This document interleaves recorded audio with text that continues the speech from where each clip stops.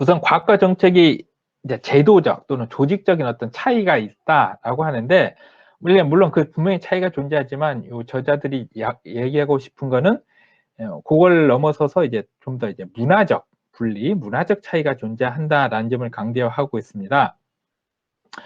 그래서 그 문화적 차이라는 부분이 뭐냐면, 이제 그러니까 전체적으로 보면 큰 틀에 보면 이제 비슷한 어떤 것 같긴 한데, 이제 그걸 구체적으로 이제 타임 프레임이라고 첫 번째 해서, 이제 정책 결정들은 항상 뭔가 시간에 쫓길 수밖에 없고, 정책 수립을 위한 시간이라는 게 한계가 있다, 쫓길 수밖에 없기 때문에 어떤 지식과 그거에 대한 증거를 동시에 요구하게 되고, 정책이 빠르게 개발됨에 따라 문제에 대한 해답도 즉시 요구하게 되지만, 새로운 연구를 통해 과학 지수를 만들어진 데는 과학자 측면, 과학의 측면에서 보면 이제 몇 년이 걸릴 수도 있다는 겁니다. 그래서 이런 환경에서 과학자들이 정책 수립 과정을 체계적으로 고려하지 않으면 과학을 통한 지원의 효과성은 한계를 가진다. 즉 정책 수립이라는 것은 항상 시간의 데드라인을 가지고, 그러니까 어떤 타임라인을 가지고 쫓기기 마련인데, 과학이라는 활동, 과학자들이 하는 활동은 그렇지 않다라는 거고요. 그런 이제 갭이 존재한다는 거고, 또 하나는 이제 어텐션 스팬이라고 해서 이제 신경을 쓸 수 있는, 관심을 가질 수 있는 그 어떤 시간적 자원도 한계가 있다는 건데요. 정책 결정자는 복잡한 정보를 소화할 시간이 항상 부족하기 때문에 단순하면서도 명료한 메시지를 기대하게 된다는 겁니다. 이에 따라 증거에 대해 성찰하고 이를 최적으로 활용할 때 필요한 시간이 항상 부족하게 되며, 과학자들의 메시지가 이들의 관심을 끌지 못하면 메시지 전체가 무시될 수도 있다는 겁니다. 물론 연구자들도 특히 뭐 대학에서 이제 학생들을 가르치는 경우에는 바쁘기는 마찬가지지만, 바쁘기는 마찬가지고, 따라서 빠듯한 일정으로 인해 정책 결정자 일을 같이 하려는 의지가 낮아질 수밖에 없고, 현재 예를 들면 대학이든 연구소에 있는 경우에 어떤 이제 승진, 그러니까 뭐 이한 인센티브 구조 자체가 정책 참여 우선순위가 낮아질 수밖에 없는 구조이다. 반면 정책 과정에서 참여하는 경우 천천히 성취할 할 수 있는 여지가 많은 문화에 놓여 있다 보니까, 대학에서 있는 경우 또는 뭐 이렇게 연구자인 경우는 그렇긴 한데, 정책 결정자가 처리할 수 있는 세부상의 양도 과대평가하는 경향이 있다. 즉 과학자들이, 연구자들이 이거에 대해서 천천히 고려할 시간이 많기 때문에 정책 결정자도 그렇게 할 거라고 생각하기 쉽지만, 정책을 담당하는 사람들은 그렇지 않다는 거죠. 그 다음에 이제 뭐를 이제 퓨처로 볼 것인가, 미래에 대한 것도 생각이 다른데, 과학자와 정책 결정자는 이제 단기적 또는 장기적 비전과 해결책의 구성 요소에 대한 정의도 크게 다르다라는 건데요.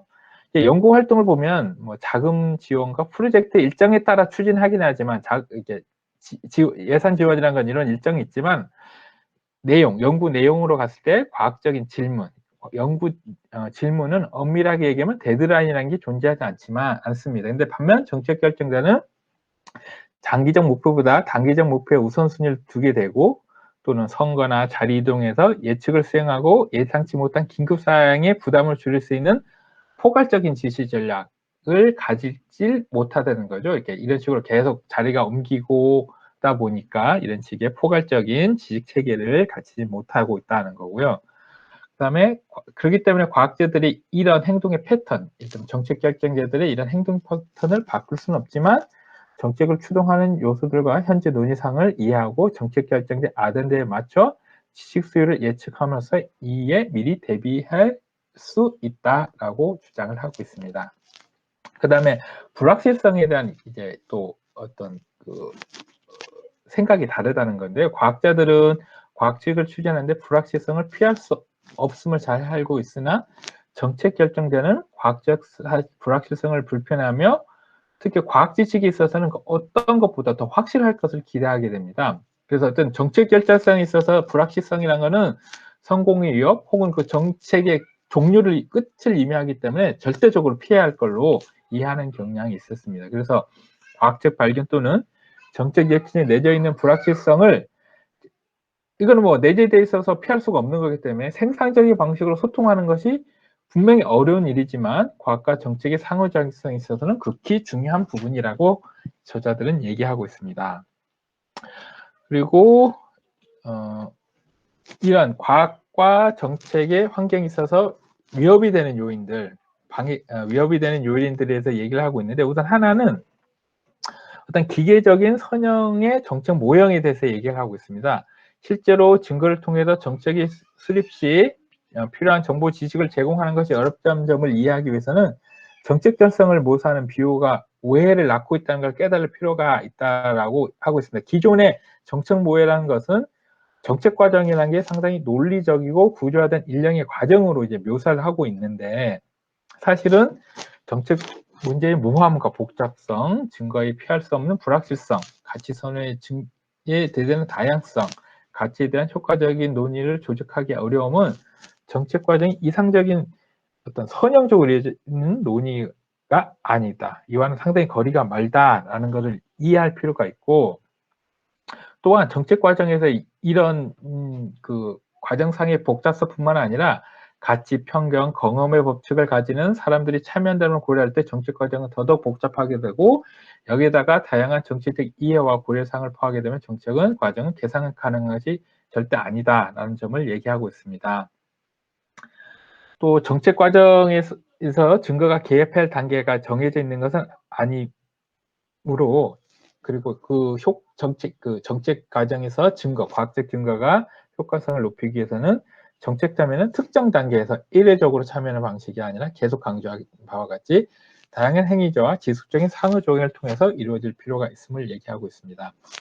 또 하나는 그런 인포메이션 오버로드라고 해서 쉽게 해서 정보가 너무 많다는 것이 역설적으로 이러한 정책에 있어서의 과학적 증거 활용이 어렵게 만들고 있다는 점을 지적하고 있습니다. 왜냐하면 더 많은 정보를 갖고 있다는 것이 거기에서 얻어지는 지식, 정보를 통해서 얻어지는 지식에 대한 더 많은 합의와 선명성을 의미하는 것이 결코 아니기 때문이라는 겁니다. 왜냐하면 밑에 열거된 바와 같이 이런 정보를 활용함에 있어서 정보의 질적 수준을 평가하고 주어진 맥락에 적합한지를 판단하는 데도 어려움이 존재하고, 과학과 다른 지식 원칙 사이에 항상 경쟁이 존재하고, 이 정보 중에서도 내가 왜 이 정보, 특정한 이 정보를 사용하는 데 대해서 정당성을 얘기해야 되고, 어떤 입장에서도 옹호할 수 있는, 그러니까 어떤 입장에서도 가져다 쓸 수 있는 증가라고 하는데요. 증거를 항상 찾을 수가 있고, 광범위한 지식 공동체와 일반 규정이 부족한다면 그렇다는 겁니다. 그러니까 요거는 지금 에코 챔버나 필터 버블이라는 사례인데, 이게 그 정보, 자기가 접하는 정보 속에만 이렇게 갇혀 있어서 그 속에서 소금으로서 그 정보만 공유된 이런 사례도 있다는 점을 얘기하고, 근데 이게 좀 하나 제 변명하면, 그러니까 요게 약간 유럽에 계신 분들이 이게 쓴 책이라서 그런지, 그냥 제가 이게 영어 책을 이렇게 보다 보면 영어권에서 쓴 책은 좀 쉬운데 영어를 전공하시면, 그러니까 비영어권 유럽 학자들은 되게 좀 어려워요, 그죠? 그렇지 않가요? 좀 이해하기가. 저는 뒷부분에 들었는데요. 예. 저는 뒷부분만 들어가지고 그렇긴 한데 공감되는 게 되게 많이 있더라고요, 보니까. 네. 뒷부분에 과학자의 불확실성하고 정책 결정자는 불확실을 싫어한다. 그런 상황이 되게 많았거든요, 사실은요. 근데 이제 이 상황에 대해서 과학자하고 기술자가 틀리거든요. 불확실성의 정도가. 근데 이제 과학을 하는 사람들은 불확실한 거 많을 수밖에 없거든요. 왜냐하면 모든 게 다 전제 조건에 따라서 그 시기 확립이 되고 어떤 전제 조건 환경에서만 발현하지. 아까 처음에 말씀을 드렸지만 이 책 뒤에 보면 계속 에비던스 인폼드, 에비던스 베이스라는 용어가 계속 나오는데, 그 베이스드 인폼드를 뭐라고 우리말로 옮기는 게 가장 정확할까요? 그러니까 약간 그 취지는 이해하셨죠? 베이스드라는 게 증거 기반에 되게 많이 쓰는데 그게 되게 결정적이고 환원주의적 느낌이 들다 보니 정책 과정에 있어서는 에비던스만 가지고 되는 게 아니야. 이제 다른 요소도 많이 결합한다는 걸 보여주기 위해서 여기는 에비던스 인폼드라는 표현을 쓰는데 우리말로 명확히 옮길 게 없더라고요. 원래 그 개인정보보호법에서 인폼드 컨센트라는 그런 용어를 사용해요. 그게 뭐냐면 인폼드 컨센트. 그러니까 그 충분한 동의가, 그러니까 충분한 정보를 제공한 상태에서 동의를 얻어야 된다. 그런 의미로 인폼드 컨센트라는 그런 말을 쓰거든요. 개인정보 동의 이렇게. 그래서 근데 이제 우리나라에서는 그 단어를 잘 안 쓰더라고요. 그냥 개인정보법에도 보면 그러니까 정보를 그 동의를 할 때 어떤 정보를 제공해야 되는지를 그냥 나열식으로만 주고 있어요. 근데 이 informed consent이라는 단어는 사실 굉장히 맥락적인 단어예요. 그래서 경우에 따라서는 매번 동의를 받는 그 상황과 케이스에 따라서 충분한 정보의 양은 달라질 수가 있거든요. 그 정보의 양상도 달라질 수 있고, 그래서 그런 걸 포괄적으로 그 정보를 동의를 얻으려고 할 때는 그 사안에 맞게 적절한 관련된 정보를 충분히 제공하고 그런 조건 안에서 동의를 받아야 된다. 그런 동의여야만이 정당성 있는 동의다라고 얘기할 때 이제 쓰는 말이거든요. 그래서 그 유추적으로 해석해 볼 때는 고 박사님이 말씀하셨듯이 베이스드보다는 인폼드가 좀 더 맥락적이고 다층적인 그런 의미일 걸로 저도 이해가 되고 있고요. 근데 다만 이 단어를 우리나라에서 그걸 번역할 때 그렇게까지 구분해가지고 사용하지 않을 걸로 보여서 저는 그냥 다 증거 기반이라고 번역했거든요. 예, 맞아요. 그러니까 저도 이제 증거 인폼드를 하면 증거 기반을 번역한 경우도 많고, 어떤 경우에는 그러니까 아까 인폼드란 부분이 이제 저 병원에서도 뭔가 사전 동의를 받아야 되는 경우 있잖아요. 그럼 인폼드 컨센트를 사전 동의라고 번역한 경우도 있고요.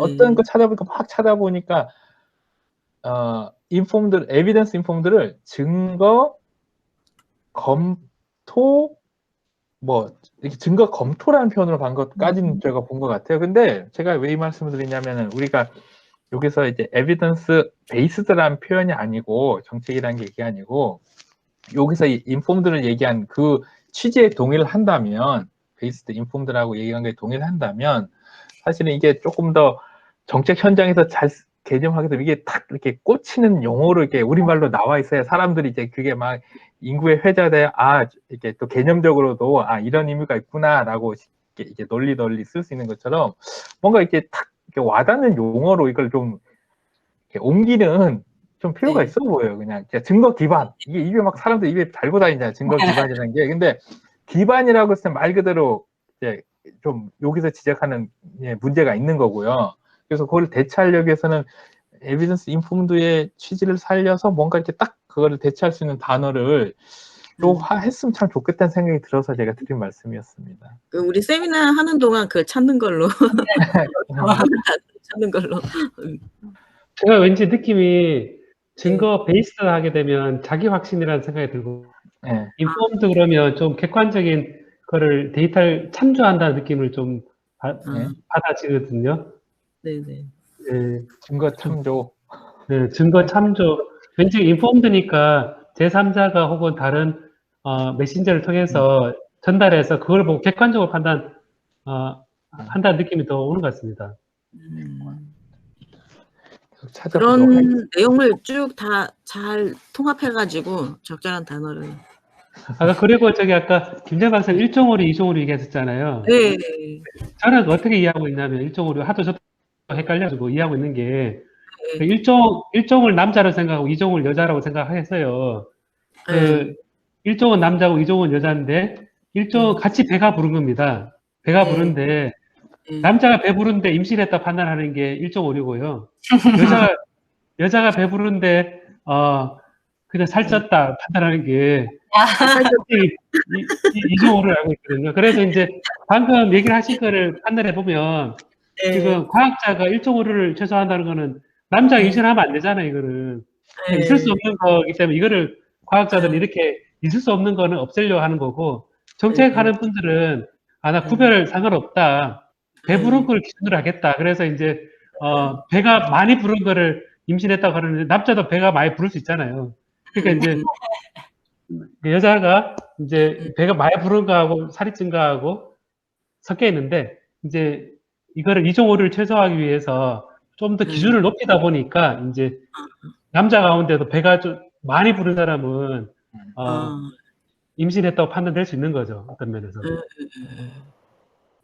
제가 이해한 1.5류, 2.5, 남녀로 하시더라고요.